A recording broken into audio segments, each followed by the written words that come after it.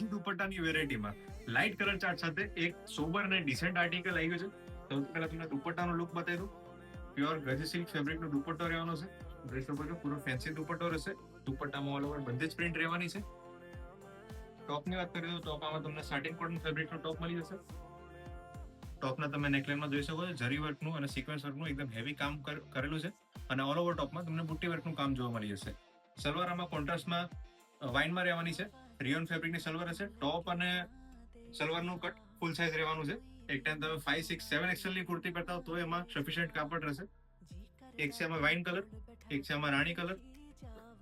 ટોપના colour બધામાં common રહેશે. સલવાર અને દુપટ્ટાના કલર ચેન્જ થશે. એક આજે ગ્રીન કલર અને એક રહેશે પીકોક બ્લુ કલર.